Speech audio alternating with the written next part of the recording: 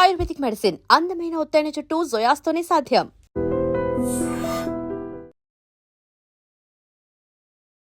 ఒక అమ్మాయి టీచర్గా చేస్తుందో స్కూల్కి జాబ్ చేయడానికి వెళ్తుందంటే ఓకే చేసుకొని అని, కానీ ఇన్ఫ్లుయెన్సర్ గాను క్రియేటర్ గాను ఉంటానంటే ఎందుకు అవన్నీ మనకు అవసరమా అనే క్వశ్చనే చాలా మంది రేస్ చేస్తారు. మీకు అలాంటి క్వశ్చన్ రేస్ అయింది? నేను హౌస్ వైఫ్గా ఉన్నప్పుడు ఎందుకు ఒకటి పెట్టాలి అని చెప్పేసి నేను నిర్ణయించుకొని పెట్టేశాను. ఓకే, సో పెట్టిన తర్వాత ఏంటంటే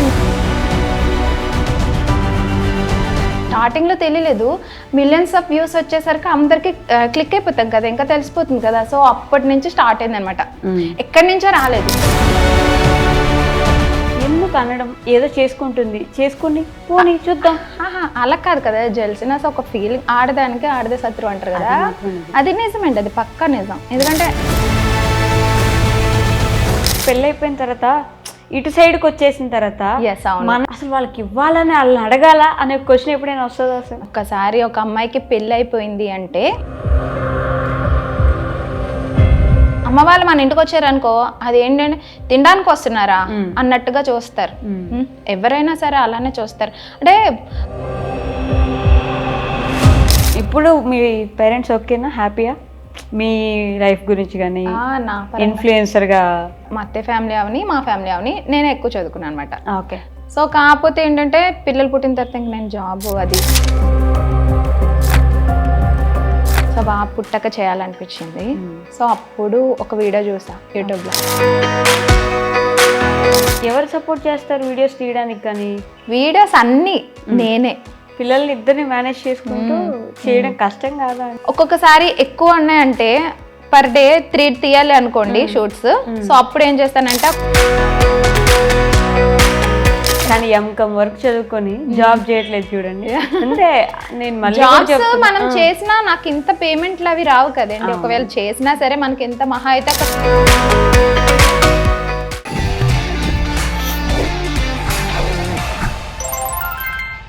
హాయ్ హలో నమస్తే, welcome back to our channel. నేను మీ వైషు. ఒక ఉమెన్గా ఇంకొక ఉమెన్ ఎదుగుతుంటే చూడడానికి చాలా ఆనందంగా ఉంటుంది. కానీ ఎదిగే ప్రాసెస్ ఎలా ఉంటుంది? వాళ్ళు ఏ కష్టం లేకుండా అంత బాగా పాపులర్ అయిపోయారా? అంటే ఆ పాపులారిటీ వెనక కష్టమే లేదంటారా? ఒక అబ్బాయి ఏదైనా చేస్తున్నారంటే సొసైటీలో ఇట్స్ అన్ ఈజీ థింగ్, ఏముంది అబ్బాయి చేసేస్తాడని. అమ్మాయి చేస్తుందంటే అనువనున క్వశ్చన్ చేసేవాళ్ళు 100 మంది ఉంటారు కదా. ఆ 100 మందిని తట్టుకొని సక్సెస్ఫుల్ అయ్యే వాళ్ళు చాలా తక్కువ మంది ఉంటారు. అలాంటి వాళ్ళు ఈరోజు ఒకరు నాతో పాటు ఉన్నారనమాట. ఇందిరా గారు ఉన్నారు. వైజాగ్ వచ్చేసాను. వైజాగ్లో ఇందిరా గారితో బోల్డ్ అని విషయాలు మాట్లాడేద్దాం. హాయ్ అండి. నమస్తే. నమస్తే. బాగున్నారా? బాగున్నానండి. ఒక అమ్మాయి టీచర్గా చేస్తుందో స్కూల్కి జాబ్ చేయడానికి వెళ్తుందంటే ఓకే చేసుకొని అని, కానీ ఇన్ఫ్లుయెన్సర్ గాను క్రియేటర్ గాను ఉంటానంటే ఎందుకు అవన్నీ మనకు అవసరమా అనే క్వశ్చనే చాలా మంది రేస్ చేస్తారు. మీకు అలాంటి క్వశ్చన్ రేస్ అంటే బిఫోర్ పెట్టినప్పుడు అయితే ఎవరు ఏమీ జడ్జ్ చేయరు, ఎందుకంటే కొంతమందికి తెలియదు కదా మనం పెడుతున్నట్టు ఎవరికి తెలియదు. సో నేను హౌస్ వైఫ్గా ఉన్నప్పుడు ఎందుకు ఒకటి పెట్టాలి అని చెప్పేసి నేను నిర్ణయించుకొని పెట్టేశాను. సో పెట్టిన తర్వాత ఏంటంటే నాలో నేను అనుకున్నాను అనమాట, అసలు ఇలా పెడితే నలుగురిలోకి వెళ్తే ఎట్లా ఉంటుంది, అందరూ చూసి, అందరూ కాదు మెయిన్ మన ఫ్యామిలీ చూస్తే ఏమనుకుంటారో అని చెప్పేసి అనుకునేదాన్ని. కొన్ని వీడియోస్ మిలియన్స్లోకి వెళ్ళిపోయిన తర్వాత అప్పుడు నేను అందరికీ తెలిసిందనమాట. స్టార్టింగ్లో తెలియలేదు, మిలియన్స్ ఆఫ్ వ్యూస్ వచ్చేసరికి అందరికి క్లిక్ అయిపోతాం కదా, ఇంకా తెలిసిపోతుంది కదా. సో అప్పటి నుంచి స్టార్ట్ అయింది అనమాట, ఎక్కడి నుంచో రాలేదు. ఫ్రెండ్స్, ఫ్యామిలీ, ఇంకా బయట వాళ్ళు అనక్కర్లేదు అనమాట, ఎందుకంటే అంతగా టచ్లో ఉంటాం బయట వాళ్ళకి మనం. సో ఫ్లాట్స్లోనే ఉంటాం కాబట్టి ఎవరు ఏమనరు, కానీ ఫ్యామిలీ పరంగా అయితే మాత్రం అనేస్తారు. ఒకసారి క్లిక్ అయ్యమంటే ఏంటి ఎప్పుడు చూసినా ఫోన్ చేతిలోనే ఉంటుంది, వీడియోస్ చేస్తూనే ఉంటుంది, ఎటు చిన్న వంట చేసినా వీడియో తీసేయాలా అన్నట్టుగా మాట్లాడేవారు అనమాట. కానీ వాళ్ళకి తెలియదు అనమాట, కొంచెం నాలెడ్జ్ లేని పర్సన్స్ ఉంటారు కదా. సో వాళ్ళకి తెలీదు ఏంటి ఇలా చేస్తే మంచిదా, ఇన్ఫ్లుయెన్సర్ అయితే ఇట్లా ఉంటుందా అని వాళ్ళకి అసలు ఐడియా లేదు. కానీ మాట్లాడడం మాత్రం అనేస్తారు.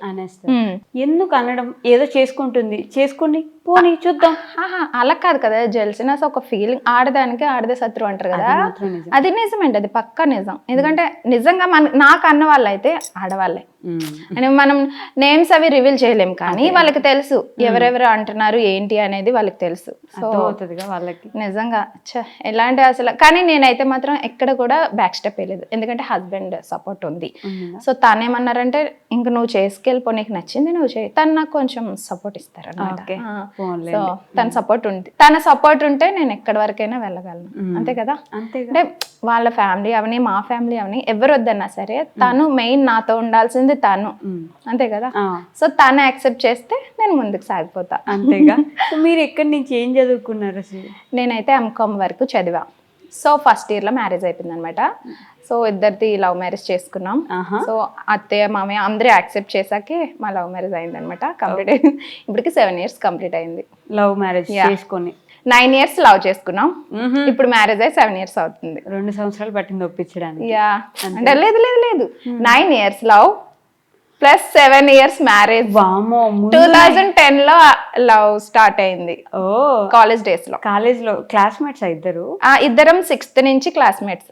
ఓకే. బట్ అప్పుడు ఫ్రెండ్స్. సో ట్యూషన్ కి వెళ్ళేటప్పుడు ఇట్లా దిగబెట్టేవాడు ఇంటి వరకు. తర్వాత ఫ్రెండ్స్ గానే ఉండేవారు. సో ఇంటర్ లో ప్రపోజ్ చేశాడు అనమాట. సో అప్పటి నుంచి మాది కనెక్ట్ అయ్యింది. ఎప్పుడు పెళ్లి చేసుకున్నారు? పెళ్లి 2019 లో అయింది. ఓకే. 9 years love. అంటే అత్తయ్య మామయ్య అంటే ఇంటర్ కాస్ట్ మ్యారేజ్ కదా, ఒప్పుకోవడానికి కొంచెం టైం పడుతుంది, వాళ్ళది ఎక్కువ కాస్ట్ అని చెప్పేసి వాళ్ళు అగ్రి అవ్వలేదు అనమాట. సో ఒప్పించడానికి మా ఆయన చాలా కష్టాలు పడ్డాడు. మీ ఇంట్లో ఒప్పేసుకున్నారా? మా ఇంట్లో ఏంటంటే మేము అసలు ఫస్ట్ డేనే దొరికిపోయాను మా నాన్నకైతే. అసలు నేను అంటే సింహాచలం వెళ్దామని ప్లాన్ చేసుకున్నాం. కాంప్లెక్స్ లో కాలేజ్ అనమాట. సో సింహాచలం వెళ్దామని ప్లాన్ చేసుకొని అట్నుంచి మళ్ళీ బస్సు మా ఇంటి వైపే వెళ్తుంది. ఎవరో హ్యాండిక్యాప్డ్ అడ్డొచ్చేసారని చెప్పేసి మా ఆయన బస్సులో ఉండిపోయాడు. నేను MVP ఇంకో బస్సు మారాల్సి ఉంటుంది. సో నేను దిగిపోయాను. మా నాన్న కరెక్ట్ గొడుగు పట్టుకొని వర్షంలో వచ్చాడు. అబ్బా దొరికిపోయా. ఏంటమ్మా ఇటు వచ్చా అన్నాడు. నాన్న ఇటు వెళ్ళాల్సిన బస్సు ఇటు వచ్చేసింది అంటే అయ్యో అలా ఎలా మిస్ అయ్యింది, సరే అక్కడ బస్సు ఉంటుంది ఎక్కుపో అన్నాడు. అంతే ఇంకా ఆ రోజు దొరికిపోయాను. ఫస్ట్ డే అసలు ఆ రోజే ఇంకా ఇలా యాక్సెప్ట్ చేసి అలా టెంపుల్ కి ఇలా వెళ్దాం అని ఇలా ప్లాన్ చేసాం. ఇంకా మా ఆయన లోపల ఉండిపోయాడు. అయినా సరే డౌట్ వస్తుంది కదా పేరెంట్స్ కి. సో ఇంకా ఇంటికి వెళ్ళిన తర్వాత బస్ పాస్ కోసం డబ్బులు అడిగితే బస్ పాస్ ఎందుకు దీనికి అనేసి అన్నాడు మా నాన్న. ఇంకా తర్వాత తెలిసిపోయింది. సో తనని ఇంటికి పిలిపించేసి ఏంటమ్మా మ్యాటర్ ఏంటి ఏం చేద్దాం అని ఇలా అలా అని అడిగారు. స్టార్టింగ్ లోనే అడిగేశారు. అడిగేస్తే మా నాన్న ఇంకా అంటే అలా అడగగానే మా ఆయన రియాక్షన్ ఏంటంటే ఇప్పుడు మేము ఇంకా చదువుకుంటున్నాం కదా, సో మేము ఎప్పుడైతే సెటిల్ అవుతామో మాకు బాగా జరుగుబాటు అవుతుంది అని అనుకుంటామో అప్పుడు మేము మ్యారేజ్ చేసుకుంటాం అని అన్నారు. ఆ భరోసాకి మా నాన్న ఓకే ఓకే అన్నారు. అలా స్టార్ట్ అయిపోయింది. 9 years అలా కంప్లీట్ చేస్తాం. జాబ్ ప్లస్ నేను పార్ట్ టైం జాబ్ చేసా. ఎందుకంటే మాది మిడిల్ క్లాస్ ఫ్యామిలీ అంతగా లేదన్నమాట. సో బేసిక్ గా మాది యాక్చువల్లీ ప్రాపర్ వచ్చేసి కోల్కతా మమ్మీ వాళ్ళది. మేమందరం అక్కడే పుట్టాం. సో ఇక్కడికి వచ్చాము. నాకు 6 years అప్పుడు ఇక్కడికి వచ్చామన్నమాట. నాన్న వాళ్ళు తెలుగు వైజాగ్, అమ్మ వాళ్ళు బెంగాలీ. వాళ్ళది కూడా లవ్ మ్యారేజ్ లేదు అరేంజ్డ్. బట్ అందరూ యాక్చువల్ లవ్ మ్యారేజ్ అని అనుకుంటారు కానీ కాదు. సో మేము 4 members అనమాట. అక్క, అన్నయ్య, నేను, తమ్ముడు. ఓకే. సో అన్నయ్యది లవ్ మ్యారేజ్, అక్కది అరేంజ్డ్, తమ్ముడికి అయితే ఇంకా అవ్వలేదు. సో ఇక్కడికి వచ్చాక ఏమైందంటే అక్కకి అన్నయ్యకి చదువు ఆపేశారు. ఎందుకంటే అక్కడ బెంగాలీ కదా, ఇక్కడ తెలుగు కదా, సో చదువుకోలేదన్నమాట. సో వాళ్ళిద్దరూ ఒక వర్క్ చేసుకుంటూ నన్ను తమ్ముడిని చదివించారు. సో వాళ్ళ సపోర్ట్ మీద మేము చదువుకున్నాం. కొంచెం నేను ఎప్పుడంటే ఇంటర్ నుంచి హాఫ్ డే అట్లా వర్క్ చేసి పార్ట్ టైం జాబ్ 4 to 9 అట్లా చేసి కాలేజ్ వచ్చేసి మార్నింగ్ 8 to 2. ఈ 2 hours నాకు మధ్యలో గ్యాప్ ఉంటది, తినేసి రెస్ట్ తీసుకొని మళ్ళా వెళ్ళిపోయేదాన్ని అనమాట. సో ఆ విధంగా జరిగింది. సో అట్లా జరిగిపోయింది నాకు ఆ 9 years కూడా. పార్ట్ టైం చేస్తూ చదువుకుంటూ ఎప్పుడైనా ఫీజెస్ కి డబ్బులు అవసరం అయితే మా ఆయన హెల్ప్ చేసేవారు. అవునా? అంటే అప్పుడు నా శాలరీ ఎంత, నా స్టార్టింగ్ శాలరీ 2500. ఓకే. అంటే అంతకు మించి అప్పుడు ఉండేది కాదు, పార్ట్ టైం కదా. 4K కన్నా ఎక్కువ రాలేదన్నమాట. సో అట్లా ఫ్యామిలీకి ఒక 1000 ఇచ్చేసి అంటే ఇంకా ఒక 3000 నాన్నకి పర్సనల్ లోన్ అంటే లోన్ కట్టేది అనమాట. సో ఆ విధంగా మేనేజ్ చేసేసి నా 4000 కూడా. సో ఫీజ్ పే చేయడానికి కూడా అంటే అప్పుడు ఫ్యామిలీ కొంచెం డబ్బు పరంగా కొంచెం లోగా ఉండేది. ఇప్పుడంటే మనం ఉన్నాం కాబట్టి కొంచెం ఒక స్థాయిలో ఉన్నప్పుడు మనం హెల్ప్ చేయగలం. అప్పట్లో ఏంటంటే ఒక్కరు సపోర్టే ఉంటే కొంచెం కష్టం కదా పేరెంట్. కానీ ఇప్పుడు సపోర్ట్ చేయగలరా అంటే పెళ్లి అయిపోయిన తర్వాత ఇటు సైడ్ కి వచ్చేసిన తర్వాత మన ఇంట్లో వాళ్ళకి మనం ఖర్చు పెట్టాలంటే కూడా ఆలోచించడమో లేకపోతే భర్త పర్మిషన్ అడగడము, నా డబ్బులు నేను అసలు వాళ్ళకి ఇవ్వాలని వాళ్ళని అడగాల అనే క్వశ్చన్ ఎప్పుడైనా వస్తుందండి బాబు కదా. అసలు బేసిక్ గా ఒప్పుకోరు. ఒక్కసారి ఒక అమ్మాయికి పెళ్లి అయిపోయింది అంటే ఇంగిటే అసలు తొంగి చూడకూడదు, అమ్మ వాళ్ళ ఇంటికి రాకూడదు. అమ్మ వాళ్ళు మన ఇంటికి వచ్చారనుకో అది ఏంటంటే తినడానికి వస్తున్నారా అన్నట్టుగా చూస్తారు. ఎవరైనా సరే అలానే చూస్తారు. అంటే పుట్టింటి అంటే పెళ్ళైపోయిన తర్వాత పుట్టింటికి మనం వెళ్ళొచ్చు, వాళ్ళ దగ్గర నుంచి ఏదైనా తెచ్చుకోవచ్చు కదా, కానీ మన ఇంటికి వచ్చి ఒక పూట భోజనం చేయకూడదు, అది తప్పు. వాళ్ళ ఇంటికి వెళ్ళాలంటే కూడా బంధువుల్లాగా మన పుట్టింటికి మనం వెళ్ళడానికి కూడా బంధువులే, మనం వెళ్ళేసి వస్తాను మన ఇంటికి మనం వెళ్ళడానికి పర్మిషన్ ఉండాలి, డబ్బులు ఇవ్వడానికైనా పర్మిషన్ ఉండాలి. నువ్వు సంపాదించిందైనా అంటే మనకు మనం సంపాదించినా కూడా ఇవ్వకూడదు, అది కూడా పర్మిషన్ తీసుకుని ఇవ్వాలి. కానీ తిను సపోర్ట్ ఇస్తాడు, తిను పర్వాలేదు, తిను అందరి మైండ్ సెట్ కాదు, తింది కొంచెం సపోర్ట్ ఉంటుంది. అంటే చెయ్యు పర్వాలేదు, ఎంతవరకు చేయాలో అంతవరకు చేయాలి, ఎక్కువ చేయకూడదు, అంతే, అట్లా మాట్లాడతారు. అంతేనా? బట్ ఇవ్వనిస్తారా మనీ కానీ ఏదైనా ఖర్చులు? అవసరానికి అయితే కంపల్సరీ తాను కూడా చూసుకుంటాడు అనమాట. ఒక సపోర్టివ్ హస్బెండ్ దొరికారు కాబట్టి మీకు హ్యాపీనే, పర్లేదు, అవసరమైతే సపోర్ట్ చేసే సపోర్ట్. ఇప్పుడు మీ పేరెంట్స్ ఓకేనా, హ్యాపీయా మీ లైఫ్ గురించి? కానీ ఇన్ఫ్లుయెన్సర్ గా ఏంటంటే ఒక బ్యాక్ బోన్ టైప్ మా ఇంట్లో, అంటే మిడిల్ క్లాస్ కదా, సో నేను ఒక్కరిదాన్నే అందరికంటే కూడా మా అత్తే ఫ్యామిలీ అవని మా ఫ్యామిలీ అవని నేను ఎక్కువ చదువుకున్నాను అనమాట. ఓకే. సో కాకపోతే ఏంటంటే పిల్లలు పుట్టిన తర్వాత ఇంక నేను జాబ్ అది చేయలేకపోయాను, పిల్లల్ని వదిలేసి బయటకి వెళ్ళలేకపోయాను. చూసిన వాళ్ళు ఎవరు ఉండరు కదా, అమ్మ వాళ్ళ ఇంటికి దగ్గర అయినా సరే ఎంతకని చూస్తారు, అందుకని చెప్పి నేను జాబ్కి వెళ్ళలేదు. సో నాకేమనిపించింది అంటే ఇంట్లో ఉండి ఏదైనా చేసుకోవచ్చు కదా, అట్లా ఆలోచించేది అనమాట. సో బాగా పుట్టక చేయాలనిపించింది. సో అప్పుడు ఒక వీడియో చూసా యూట్యూబ్లో, ఇలా యూట్యూబ్ చేస్తే మనీ వస్తుంది అని చెప్పేసి. సో యూట్యూబ్ చేస్తే మనీ వస్తుందా అనుకున్నాను. అది కూడా యూట్యూబ్లోనే చూసా. మోనోస్ కిచెన్ అని ఒక అమ్మాయిది వీడియో చూసా. తను సిల్వర్ ప్లే బటన్ ఏదో వచ్చింది, అప్పుడు చెప్పింది అన్నమాట, మెన్షన్ చేసింది. సో ఇలా వస్తుందంటే అప్పుడు ఇలా కూడా ఆడవాళ్ళు సంపాదించుకోవచ్చా అని అనిపించింది. సో అప్పటి నుంచి నేను ఇంకా మోటివేషన్ గా తీసుకొని ఇంకా చేశాను అనమాట. కాకపోతే ఎలా చేయాలి ఏంటి అసలు ఏం తెలియలేదు, కానీ అవన్నీ కూడా నేను యూట్యూబ్ లో చూసే నేర్చుకున్నా. టెక్ ఛానల్స్ ఉంటాయి, Madhuri tech channel, Madhu tech channel, బోల్డ్ ఛానల్స్ ఉంటాయి మనకి. సో అవి చూసి నేను నేర్చుకున్నా ఓన్ గా, అసలు ఎందులో చేయాలి ఏంటి ఎడిటింగ్ ప్రాసెస్ అంతా కూడా నేను ఓన్ గా నేర్చుకున్నాను. సో నా వీడియో ఎడిటింగ్స్ అవని షూటింగ్స్ అవని అంతా కూడా ఓనే, ప్రతిదీ మీకు మీరే నేర్చుకున్నారు. ఎడిటింగ్ నుంచి ఛానల్ అసలు ఎలా పెట్టాలి, వీడియోస్ ఎలా తీసుకోవాలని అన్ని ఓన్గానే.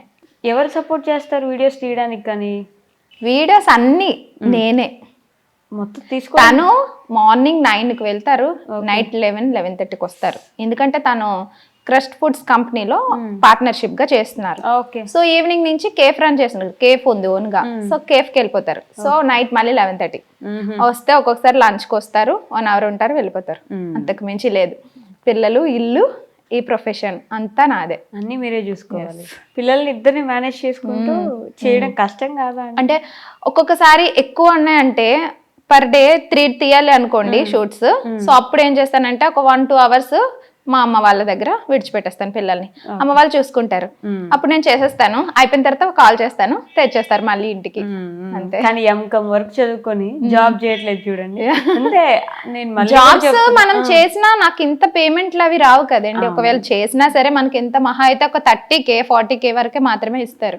మామూలుగా అయితే ఇందులో ఎర్న్ చేసినట్టుగా అందులో చేయలేము. ఒకసారి ఇందులో క్లిక్ అయ్యాము అంటే అన్ని తెలిస్తే మాత్రం ఒక అమ్మాయి చాలా బాగా సంపాదించుకోవచ్చు. అవునా? ఎంతవరకు సంపాదించవచ్చు ఒక నెలలో? అంటే నేను ఇన్స్టా పరంగా అయితే ఒక 60,000 వరకు సంపాదిస్తాను. అంటే మాక్సిమం అంటే నేను నాకు చేసుకునే ఓపిక ఉన్నంత వరకు. సో యూట్యూబ్ నుంచి ఏంటంటే లాస్ట్ మంత్ కొంచెం హై 80K తీసుకున్నాను పేమెంట్. సో ఇంకా అప్పటి నుంచి లాస్ట్ 3 months నుంచి బాగా వస్తుంది, 30K 80K అట్లా బాగా వస్తుంది. అంటే మనకి ఏదంటే నాది ప్రొడక్ట్ రివ్యూస్ కదా. సో ప్రొడక్ట్ ఎవరైతే పర్చేస్ చేస్తారో సో కమిషన్స్ బేస్డ్ కదా. సో యూట్యూబ్ అఫిలియేట్ కొత్తగా పెట్టింది కదా. సో అప్పటి నుంచి నాకు పేమెంట్ అనేది జనరేట్ అయింది అనమాట. సో 3 years అయిపోయింది నేను పెట్టి ఛానల్ పెట్టా. కాకపోతే 1.5 year అసలు మానిటైజేషన్ కాలేదన్నమాట. సో దాని వల్ల కొంచెం పేమెంట్ లేట్ అయిపోయింది. ఇంకా ఫ్రీగా చేసినట్టే యూట్యూబ్ కి మనం. కానీ అప్పుడు అంటే ఏదైనా నేర్చుకోవాలంటే పడి లేచి ఇట్లాంటివి ఉంటాయి కదా, అక్కడ అవ్వట్లేదని అప్పుడు ఆపేసి ఇప్పుడు వచ్చేవాళ్ళు కాదు కదా ఇక్కడ దాకా. కానీ ఆపకూడదు కదా, ఏదైనా మధ్యలో ఆపకూడదు.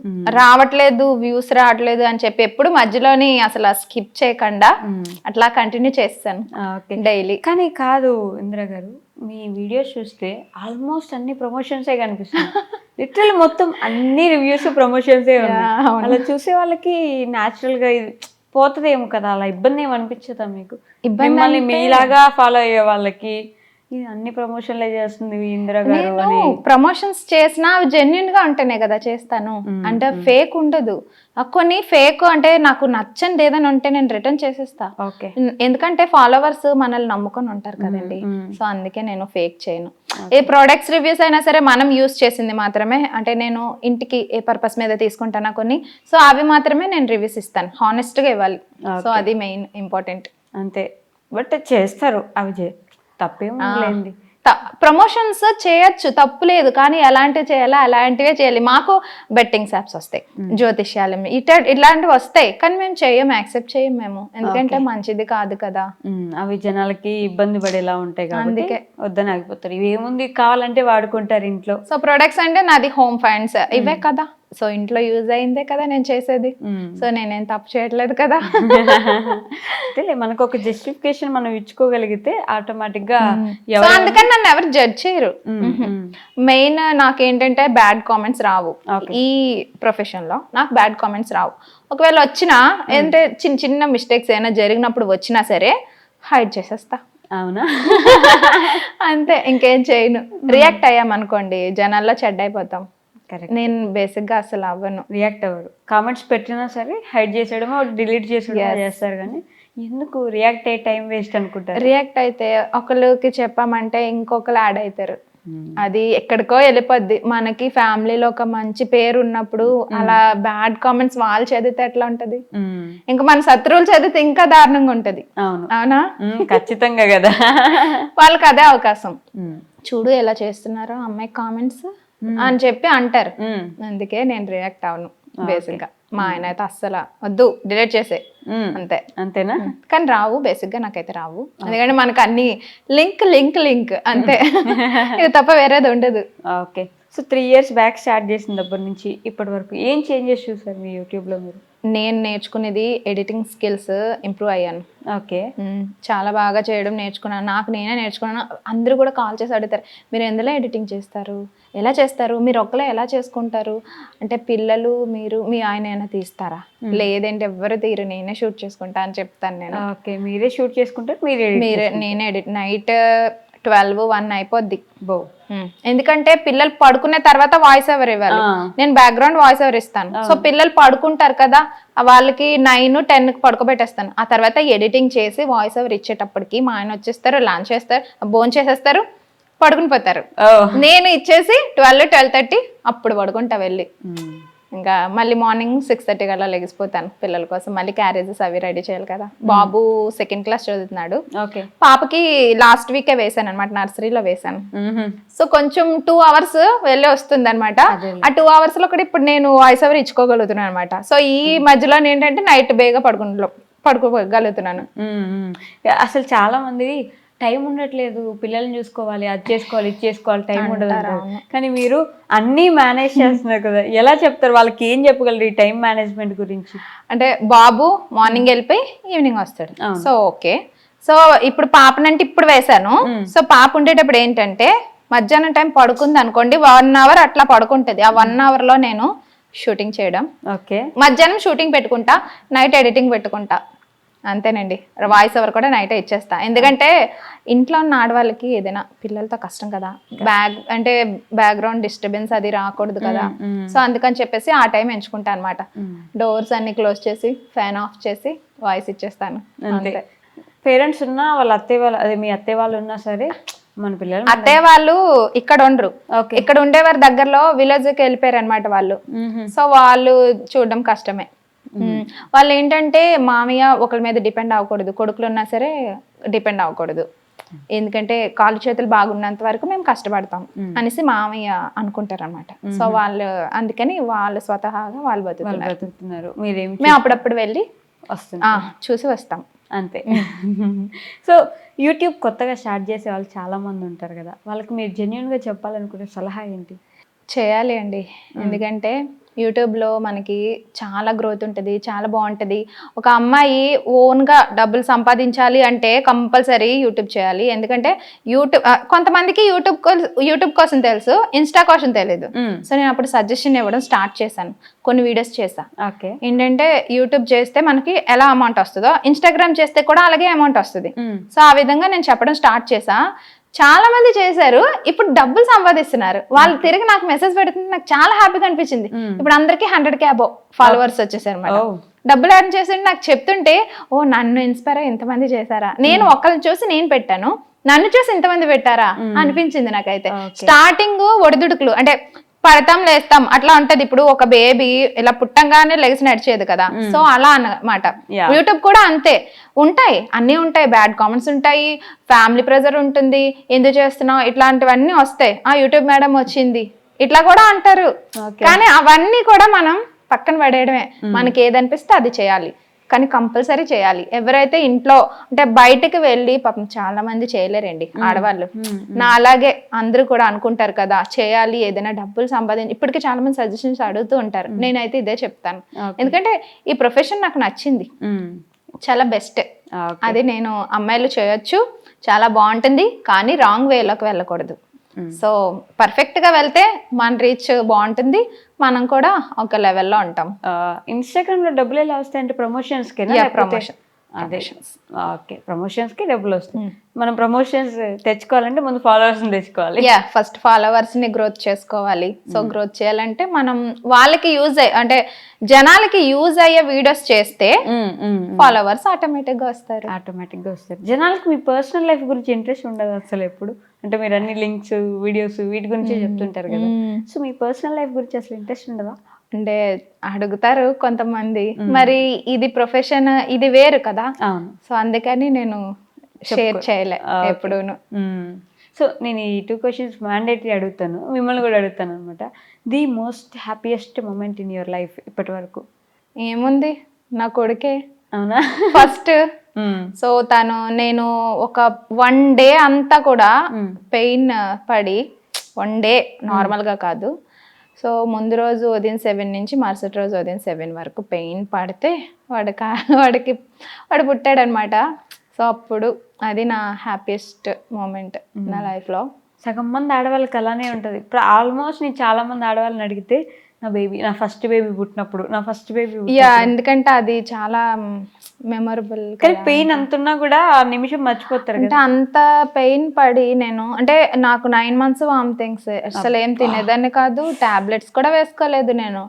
కాకపోతే ఆ 9 months అట్లా ఇంతలాగా ఉండేదంటే నాకు అసలు ఒక చాలా దారుణం నా పరిస్థితి. వామిటింగ్ అయితే చాలా దారుణం అండి బాబు, అసలు భరించలేము.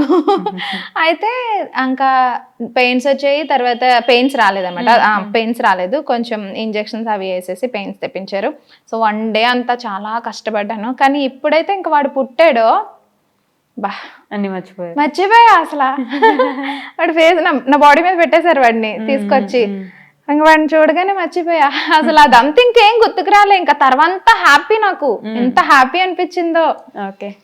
ఇంకా తర్వాత పాప పుట్టిన తర్వాత కూడా అంత ఎక్సైట్మెంట్ ఉండదు.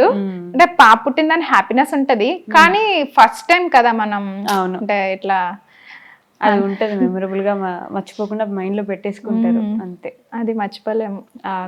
అలానే ది మోస్ట్ సాడెస్ట్ మూమెంట్ ఏంటి?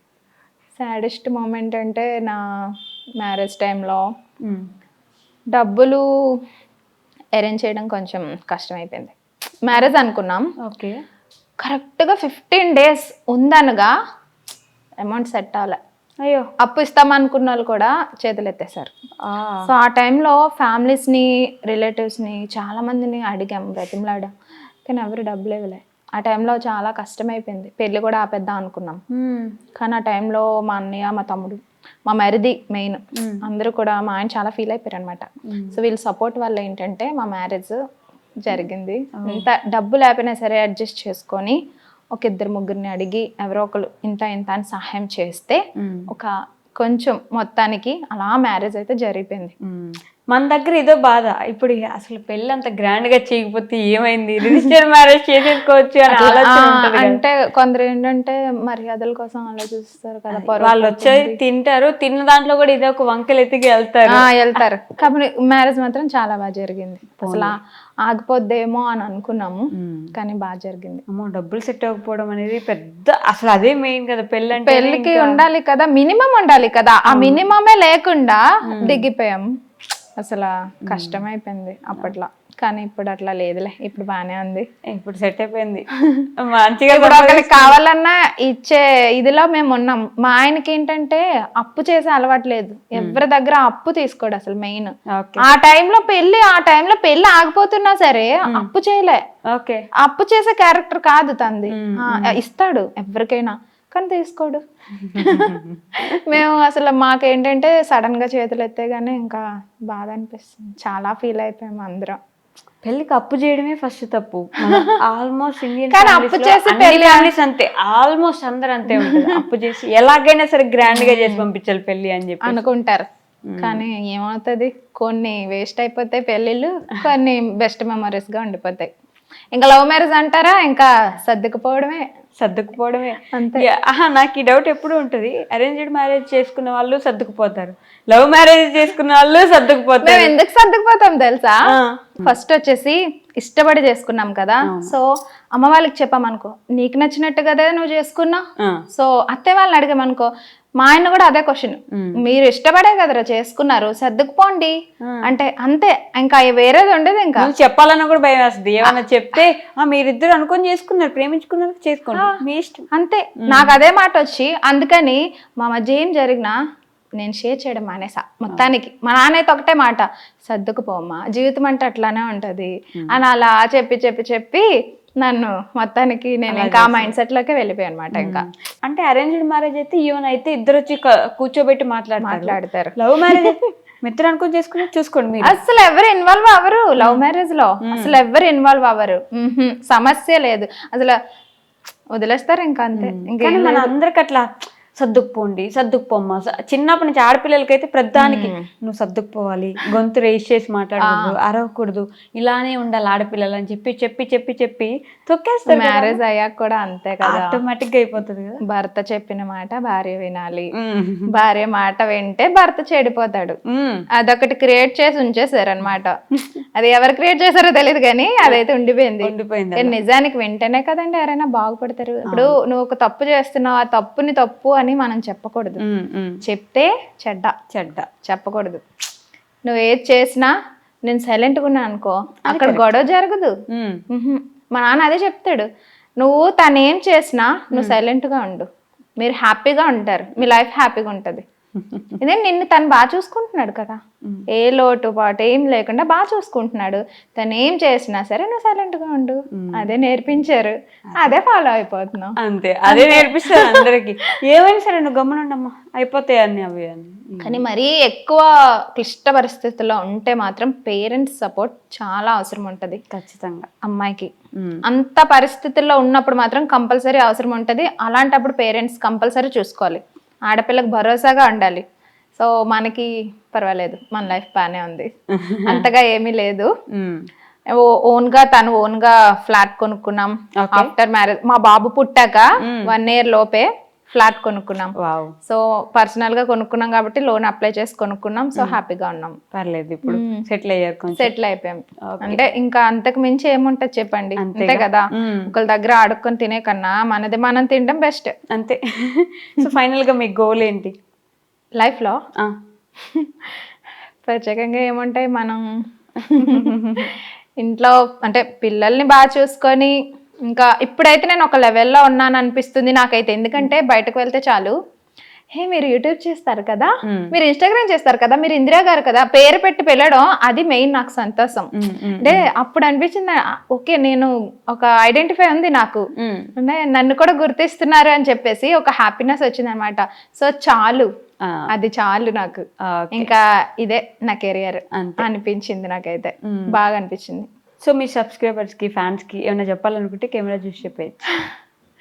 సబ్స్క్రైబర్స్ అండ్ ఫాలోవర్స్ అందరికీ కూడా థ్యాంక్ యూ సో మచ్. మీ వల్లే నేనైతే ఇంతవరకు రాగలిగాను. అండ్ ఇప్పుడు నేను ఇంట్లో ఉండి డబ్బులు సంపాదిస్తున్నాను అంటే అది మీ వల్లే. సో అందరికీ కూడా థ్యాంక్ యూ సో మచ్. లేదు నేను మీ అందరికీ కూడా రుణపడి ఉంటాను. ఎందుకంటే ఒక్కొక్క సబ్స్క్రైబర్ వల్లే నేను ఈరోజు ఈ స్థాయిలో ఉన్నాను నిజంగా. ఇంకా అంటే నేను ఇంకా వేరే విధంగా అయితే ఏం చెప్పలేను. సో నాకు తెలిసిందైతే నాకు మాట్లాడడం ఇంతవరకే వచ్చు. So thank you so much all subscribers. Okay okay అండి, థ్యాంక్ యూ సో మచ్. మీ జర్నీని నాతో కూడా షేర్ చేసుకున్నందుకు ఇంకా మీరు ముందుకు వెళ్ళాలని మనస్ఫూర్తిగా నేను కూడా కోరుకుంటున్నాను. Thank you. And for more videos, Please subscribe to iDream. Please subscribe to iDream. Please subscribe iDream. And please subscribe to iDream. For more videos, subscribe to iDream. Please like, share and subscribe to the channel. Congratulations, iDream. subscribe to iDream. Subscribe to iDream. So subscribe to iDream Media. iDream ki iDream team andarki huge congratulations. Please subscribe iDream Media. Please subscribe to iDream. Subscribe iDream. Please subscribe to iDream. iDream అంటే నా కళల channel subscribe చేసుకున్న నోరు తిరుగుతలేదు, మీరైతే గంట గుర్తు కొట్టండి. For more such videos, please subscribe to iDream. Subscribe to iDream. Please subscribe to iDream. Please subscribe iDream Media. Please do subscribe to iDream. Please subscribe to iDream Media. For best entertainment and information, please subscribe iDream. And don't forget to subscribe to iDream.